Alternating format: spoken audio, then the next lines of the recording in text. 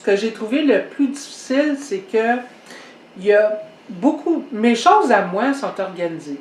Okay? J'ai des boîtes, il y a le contenu des boîtes qui est marqué, là, gros de même sur la boîte, on sait où est-ce qu'on s'en va. J'ai des contenants en plastique, ça va bien. Mais le stock de Louis, là, ça n'a pas été traité avec amour. Là. Puis moi, pendant ce temps-là, je revois des choses que j'ai faites, comme j'avais une association d'artistes que j'avais fondée pour faire des arts, j'appelais ça des activités. Des activités artistiques le symposium de peinture sur le bord du refuge d'oiseaux migrateurs au parc des Rapides de la Salle. C'est pendant 5 ans. J'ai laissé tomber à un moment donné parce qu'on n'avait plus de bénévoles pantoute. Louis ne pouvait plus m'aider non plus. Fait que je me suis dit, non, faut pas demander l'impossible à un moment donné. Écoute, je suis une fille, j'ai des problèmes de dos, je me plains pas, mais bon. Ça a été, je suis super contente d'avoir fait ça. J'en suis fière. Je me suis fait des amis. J'étais encore en contact avec plein d'artistes. Oui, c'est ça. J'ai organisé j'avais appelé ça Expoésie.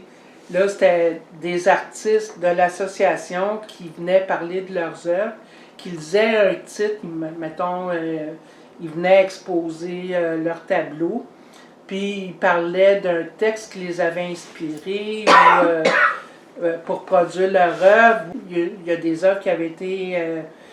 des textes qui avaient été écrits à partir des tableaux. Fait que c'était bien le fun. Même que ça s'est fait au théâtre du Lonceau, au Centre-Angle-le-Mieux. Tu sais, c'était le fun parce que j'organisais, j'avais des idées, je fonçais tout simplement, puis j'étais métamorphosée dans le fond. De la petite fille timide qui passait son temps à observer les autres, je suis devenue comme participante active dans la société, là, tu sais. Ben, c'est ça. Alors, les choses de Louis, ben là, j'en donne beaucoup à sa fille. Mais là, il reste encore beaucoup de travail à faire. Puis là, la compagnie d'assurance ne me mettait pas tellement de pression.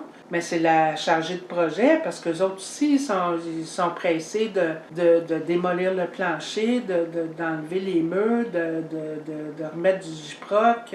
J'ai quand même la chance d'avoir une bonne compagnie d'assurance. Premièrement, j'étais assurée pour ça. Puis deuxièmement, ils sont intervenus très, très rapidement. Moi-même, j'ai travaillé dans l'assurance, au service des réclamations, dans des experts en sinistre, fait que je savais à quoi m'attendre. J'ai jamais vu une compagnie opérer aussi vite que ça. C'est bon. TD, Toronto Dominion. On dira, c'est des Anglais, mais non, ils parlent français, puis j'ai toujours eu du très, très bon service avec eux autres. Chanceuse dans ta malchance, finalement. Oui, tout le temps, c'est ça, je me disais, chanceuse dans ma malchance. Dans toutes les histoires qui me sont arrivées depuis 2013, j'ai été chanceuse. Mon mari et moi, on a été respectivement toujours très bien traités à l'hôpital. On a eu des bons suivis. Il n'y a pas eu d'erreur médicale, à part au SCUM, là, qu'il y en a eu pour mon mari, mais j'ai réglé ça assez vite, là. Mais en général, oui, je suis chanceuse dans ma malchance. Il y a des gens qui peuvent m'aider, ils font ce qu'ils peuvent. Ils vont au-delà de leurs limites là, pour... Fait qu'après les fêtes, ça va recommencer, mais là, les plombiers ont besoin d'un avis de 10 jours pour installer le clapet anti-refoulement, puis défaire le ciment, puis il y a des délais, mais bon, c'est correct, ça me redonne une pause pour me refaire des forces un peu aussi. Parce que tu sais, aller au CLSC 3 fois par semaine, là, tu lâches tout ce que tu fais pour t'en aller là, puis... C'est externe en plus, là, comme activité. Ben, c'est ça. Puis là, moi, je pouvais pas me laver les cheveux, j'avais pas le droit de prendre de douche. Puis on n'a même pas parlé de la fibromyalgie. Mais moi, je reprendrais Une bouteille de parfum. Une bouteille de parfum. Ice Wine Vidal Niskilin, excellent. C'est pas du parfum, c'est juste ça. Oui. C'est passé trop cute, la bouteille. Ah, c'est magnifique. J'ai pas pu résister. Ben oui, puis je me suis aussi blessée probablement un petit peu à la cuisse quand j'ai décidé d'utiliser le garde-robe d'entrée pour qu'il me serve de cellier. Tu sais, comme je le mentionnais aussi, c'est ça, fait que j'ai une belle provision de bouteilles de vin. D'habitude, j'en parle pas trop parce que je veux pas Je veux pas rencontrer un biberon qui va être avec moi juste parce que j'ai du vin chez nous, là. Tu joues à d'autres, tu y mets de l'eau. OK, bon. Juste un petit peu acide. Pomme, caramel. Vraiment très, très bon. Avec tout ça, on n'a même pas abordé la fibromyalgie. Oh, je suis là. 1900, c'est ça. Je peux Parce faire que c'est... plusieurs parties, moi, là.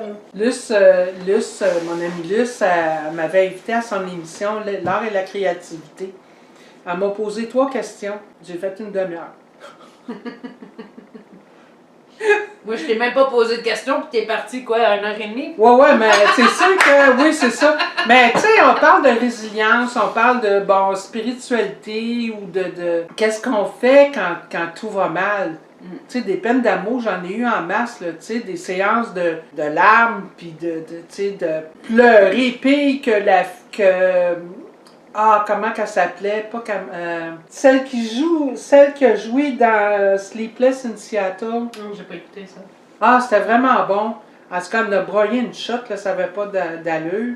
You've Got Mail aussi. Meg Ryan. Écoute, j'en ai broyé à en avoir des maux de tête le lendemain, des sinus bloqués puis tout. Mais à un moment donné, ça fait son temps, là.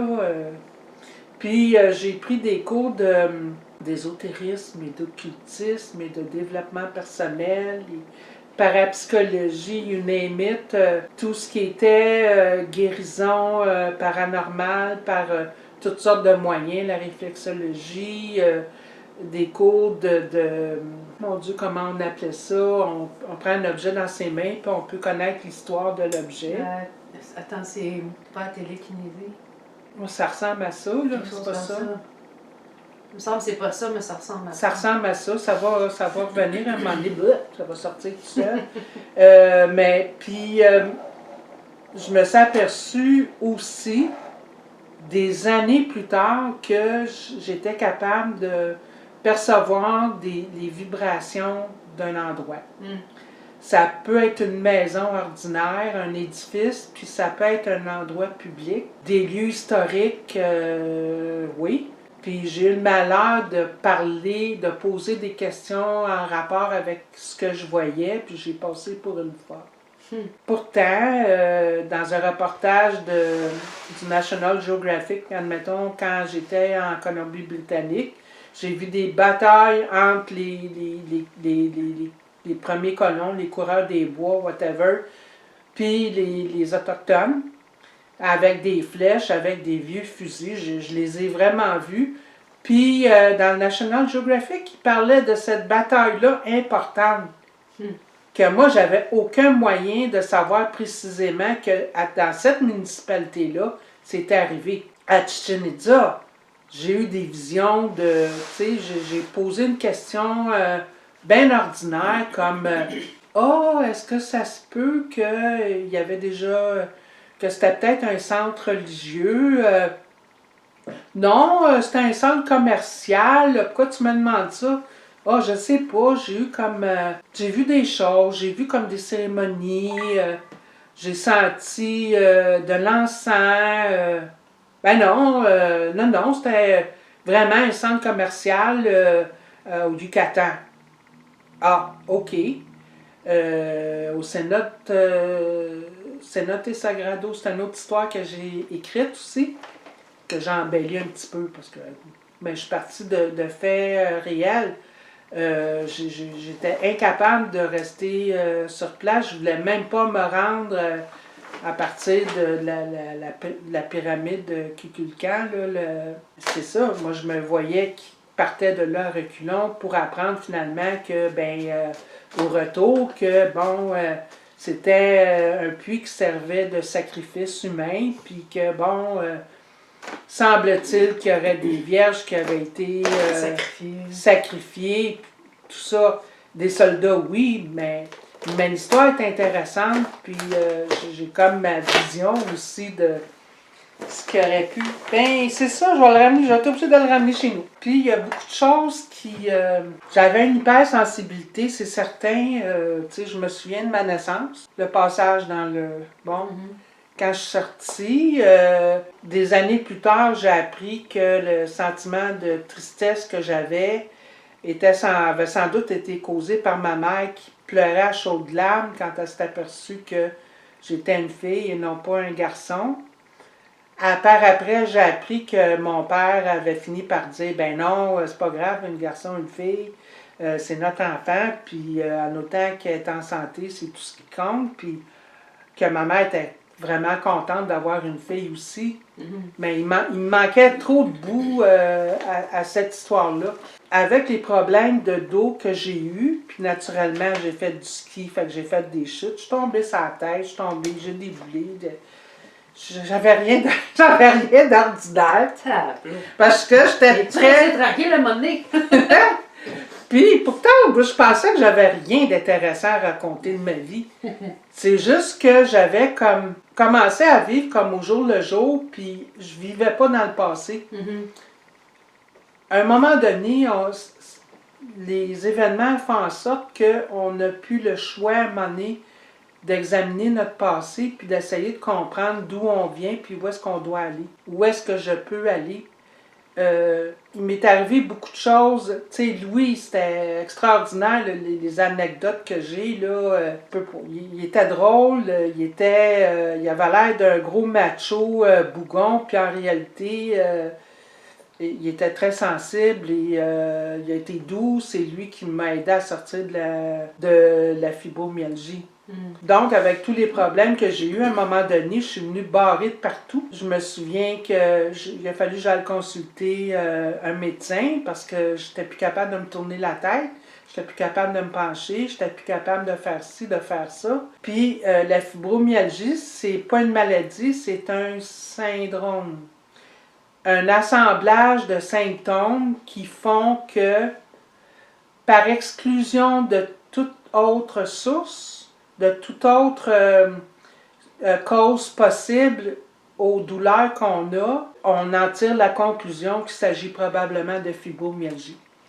Il y a beaucoup de gens qui reçoivent des mauvais diagnostics. Exemple, tu as un accident d'auto, un whiplash, tu as mal au dos, il ne peut pas dire que c'est de la fibromyalgie parce que un des symptômes très importants de la fibromyalgie, il est essentiel, si tu n'as pas ça, il faut chercher ailleurs, c'est une douleur diffuse. Tu te cognes le bras, tu as mal au coude, parfait. Mais quelqu'un qui souffre de fibromyalgie, on ne peut pas localiser la douleur, on ne sait pas d'où est-ce qu'elle vient. Et la douleur est constante, on peut avoir des spasmes, on peut avoir toutes sortes d'affaires. Un autre facteur qui est très important pour le diagnostic, c'est le sommeil n'est pas réparateur. Tu te lèves puis tu es plus fatigué que la veille. Tu ne viens pas à bout de reprendre ton énergie. Donc, il faut examiner toutes les causes. Est-ce que c'est la colonne vertébrale? Est-ce que c'est neurologique? Est-ce qu'il y a de l'intolérance au gluten? Il y a une centaine de symptômes. Puis, parce que je les ai tous lus, les documents qui analysent, il y a un compendium qui a été préparé par une équipe de spécialistes là, de plusieurs pays, mais c'est le Canada qui a produit cette analyse-là. Ben, il y a un document d'à peu près 110 pages, puis il y a une mise à jour qui a été faite entre 60 et 75 pages pour faire une mise à jour sur la recherche, où est-ce qu'elle est. Ce qui est déplorable, c'est que il y a très peu de recherches sur les personnes qui sont en rémission partielle parce qu'ils cherchent une rémission totale, mais c'est comme quasiment impossible. J'ai été fonctionnelle, moi, pendant plusieurs années. Les douleurs que j'ai présentement sont localisées avec des traitements. Le médecin que j'ai consulté dans les années 90 est allé par exclusion. Donc, une chose quand même assez rare qu'un médecin envoie une patiente se faire soigner chez en chiropratique. J'ai eu cette chance-là. En même temps, en physiothérapie. Alors, pendant environ 2 mois, j'ai eu 3 traitements de chiro par semaine et 5 traitements de physiothérapie par semaine. Fait que j'avais plus aucun moment de loisir, pas de temps pour récupérer quoi que ce soit. À ce moment-là, j'étais plus capable de marcher, j'étais plus capable de me tourner la tête, de me pencher. Je pouvais pas aller chercher du lait au dépanneur parce que j'étais obligée de prendre des pauses à tous les 2-3 pas. Oh my God. C'était effrayant. À ce moment-là, je voyais pas Louis. Il y avait une rupture. J'ai voulu aller chez mes parents à Repentigny. Il y avait 3 autos. Puis ils ont refusé de venir me chercher, même au bout de l'île. Quand j'ai vu ça, j'ai appelé Louis. J'ai expliqué ce qui se passait. Puis il est arrivé chez moi 20 minutes plus tard. Puis il partait de genre McMasterville. Pas McMasterville, Otterburn Park. Puis on s'est pas quitté depuis ce temps-là. Ça prend de l'humilité quand on est malade. Accepter de se faire laver les cheveux. Accepter que quelqu'un nous nourrisse à la fourchette. Accepter que quelqu'un nous aide à rentrer dans le bain, puis nous aide à sortir du bain. Nous aide à nous lever du lit, à nous remettre au lit. J'ai eu cette grande chance-là que peut-être d'autres qui ont eu la fibromyalgie n'ont pas eu. À quelque part, je crois au karma. Puis je sais que nous deux, on avait des liens karmiques très forts. Moi, à mon tour, quand il est tombé malade, je me suis occupée de lui, c'est ça. Je suis devenue comme aidante naturelle, même sauf que moi, ça a duré une 15aine d'années. Parce que son état s'est détérioré. Après un autre 2 mois de soins intense, de 3 rendez-vous de chiro par semaine, 5 de physiothérapie par semaine. Mon état commençait à s'améliorer. J'ai eu de la médication. Je me souviens plus, Fiorinal. Non, c'est pas Fiorinal, c'est contre les... Elavil. Le médicament s'appelait Elavil. Ça m'a permis d'avoir un sommeil réparateur. Je suis retournée travailler, mais j'avais encore une tendinite à l'épaule. Sur les tendinites, c'est fréquent chez les personnes souffrant de fibromyalgie. Je pense que je vais être reconnaissante à Louis pour le restant de ma vie aussi, parce que s'il n'avait pas été là, je serais sûrement en chaise roulante. C'est sûr. Je serais peut-être morte aussi. Quand je suis retournée travailler, mon employeur n'était pas toujours compréhensif, même si le rapport du médecin disait que je souffrais encore de tendinite à l'épaule. Je ne pouvais pas faire de photocopie, puis mon employeur m'obligeait à faire des photocopies, puis j'ai été obligée de refuser. Puis je me suis fait dire que c'était comme... j'écoutais pas, là. Ben, j'ai continué pareil. Puis un de mes trucs, ça a été, au fur et à mesure que ma condition s'améliorait, ça a été de faire comme si de rien n'était. Parce qu'il y a le phénomène d'anticipation de la douleur. Je sais que si je me lève, je vais avoir mal. Fait que je vais prendre des précautions, je vais faire appel à des muscles qui ne sont pas supposés de travailler pour faire cette job-là. Ça nuit. Si, au contraire, je me dis, je vais faire comme si de rien n'était, je vais me lever, je vais le faire, ça va faire mal, je vais crier aïe aïe, ouch, n'importe quoi. Puis la fois d'ensuite, le corps va s'en rappeler. Fait que ça, c'était un de mes trucs. Un autre de mes trucs, c'était, j'ignorais que je le faisais, mais je faisais appel à la plasticité du cerveau. Le cerveau, bon, il y a les 2 lobes du cerveau, là, mais le cerveau a la capacité de réattribuer des fonctions aux cellules. Ça, je le savais. Puis à un moment donné, j'ai donné l'ordre à mon cerveau, comme quoi que, écoute, ça fait drôle parce qu'on se parle à soi-même. Là, j'ai dit à mon cerveau, écoute, tu sais qu'est-ce qu'il faut faire pour que j'arrête d'avoir mal, pour que je guérisse, fais-le, mais de façon intense. Fait que tu peux imaginer l'intensité que j'avais, c'est comme... OK, ça prend ça prend une volonté féroce. Fait que c'est l'autre affaire qui a beaucoup aidé. Je lui ai aussi demandé que chaque fois que je fais un mouvement qui peut me nuire, de me le dire. Donner un exemple bien niaiseux, tu as eu mal au genou. Tu sais, c'est quoi se lever d'une chaise, puis qu'on se lève, puis qu'on se tord le genou. Alors que faut se lever comme ça, quand on a le trouble, on se lève bien droit. Fait que moi, j'ai demandé à mon cerveau de m'aider à faire tout ce qu'il faut, puis à me le dire. Ça, c'était une bonne affaire. L'autre affaire qui est venue changer ma vie, ben, ça s'est produit sur 2 jours. Je me rendais au travail en métro, en autobus puis en métro. Là, je sors du métro, il y a une petite vieille qui avait à peu près l'âge que j'ai maintenant.